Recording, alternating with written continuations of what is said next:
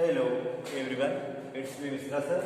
आज हम class 8 second term chapter 8 में आपका साइंस में एयर एंड वाटर के विषय में जानेंगे, देखेंगे यहाँ पे। तो सबसे पहले air is present air here, air can not see, air can feel only.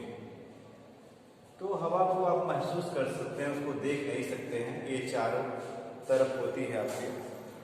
और हमारा जो प्लैनेट है, अर्थ प्लैनेट, यहाँ पे हवा, पानी यानी कि air, water and right temperature के कारण यहाँ पे लाइफ क्या है, संभव है। क्योंकि अपने इसी पृथ्वी अर्थ प्लैनेट पर ही ऐसा संभव है, जीवन यहाँ पे संभव है।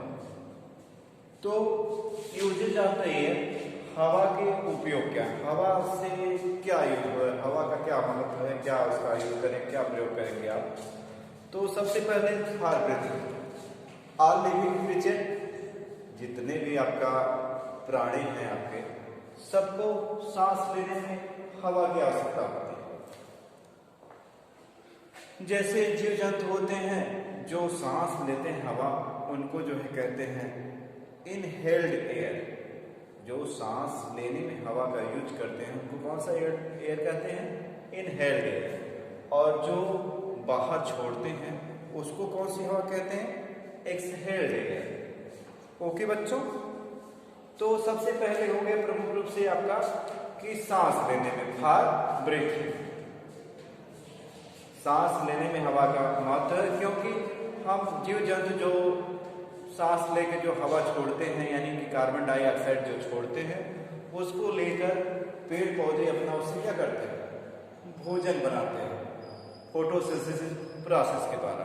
तो इससे अब जो है कि मानव और पेड़ पौधे का संतुलन क्या है, बना रहता है, बैलेंस मेंटेन रहता है। अब दूसरा चीज है फॉर बर्निंग। दूसरा किसमें यूज करते हैं, पहला तो आपका यूज किया ब्रीथिंग, किसमें यूज किए, ब्रीथिंग। दूसरा किसमें यूज करेंगे आपका, बर्निंग।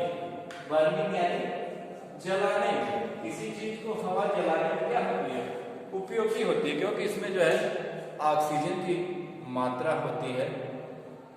हवा के संगठन में देखिए ऑक्सीजन की मात्रा 21% है, जो कि हवा को जलाने में हेल्प सहायता करती है। और आग को जो है, जैसे हवा को किसी चीज को जलाने में मदद करती है, इसी तरह आग को बुझाने में कौन मदद करती है, कार्बन डाइऑक्साइड। ओके बच्चों, अब आपका other uses of the air, हवा के अन्य प्रयोग कौन से हैं। तो आप देखते हैं जितनी प्रकार की व्हीकल हैं, सबके ट्यूब में क्या होती है, हवा भरी होती है। उसके अलावा जो है फुटबॉल है, आपका ग्लाइडर है, या आपका जो है पवन चक्की है, वाइट मिल है, पैरासूट है, गोताखोर जो सिलेंडर ले जाते हैं अपने साथ, पर्वतारोही जो सिलेंडर ले जाते हैं अपने साथ, सब में क्या होती है, एयर या हवा होती है। ओके बच्चों, अब लेयर्स ऑफ एटमॉस्फेयर। तो पहले एटमॉस्फेयर क्या होता है, the thick blanket air of surrounded our planet is called atmosphere।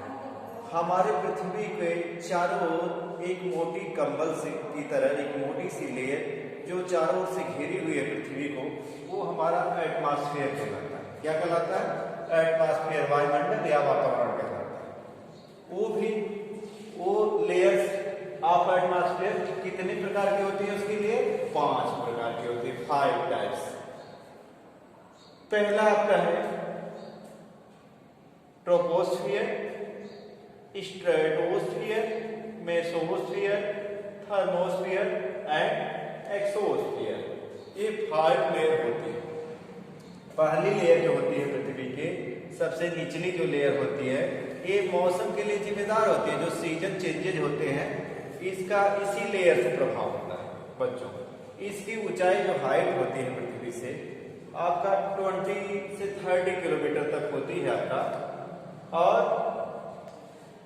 दूसरी वाली आपकी होती है समताप मंडल। यानी स्ट्रेटोस्फीयर। इसमें क्या होता है बच्चों, ये जो है इसमें एक ओजोन परत पाई जाती है जो अल्ट्रावायलेट रेज को पृथ्वी पर आने के, सूर्य की पराबैंगनी किरणों को पृथ्वी पर आने से रोकती है। अगर वो रोकती नहीं तो हमें त्वचा रोग या आंखों का रोग हो जाता है। इसकी ऊंचाई जो है 20 से 50 किलोमीटर के बीच में इसकी हाइट होती है। तीसरा मेसोस्फीयर होता है। मेसोस्फीयर बच्चों, मेसोस्फीयर में कोई वायुमंडल से कोई चीज गिरती है, स्पेस से आती है, तो इसी स्पेस में वो घुसने के बाद जो है, गिरने के बाद क्या हो जाती है, जल जाती है। कोई उल्का पिंड है या कोई भी कृत्रिम चीजें जो मानव बना के आते हैं, तो इसमें आप इस स्पेस में आते ही वो क्या हो जाएगी, जल जाएगी। इसकी ऊंचाई हाइट कितना होती है बच्चों, ये 50 से लेकर 65 किलोमीटर के बीच में होती है। इसके बाद जो है चौथी जो है लेयर कौन सी होती है आपकी, चौथी जो है थर्मोस्फीयर। इसकी ऊंचाई हाइट कितनी होती है बच्चों, 690 किलोमीटर यानी 700 किलोमीटर के लगभग इसको माना जाता है। और इसमें क्या होता है, space shuttle move about in this. करें स्पेस की जो चीजें हैं, अंतरिक्ष की चीजें जो आपका इसमें दिखाई देती हैं, अंतरिक्ष में जो है स्पेस शटल का कार्यक्रम जो है ईसवी में होता है। और सबसे लास्ट कौन सा होता है आपका, एक्सोस्फीयर, जो कि बाहरी बहिर्मंडल होता है, जो कि एकदम बाहरी है।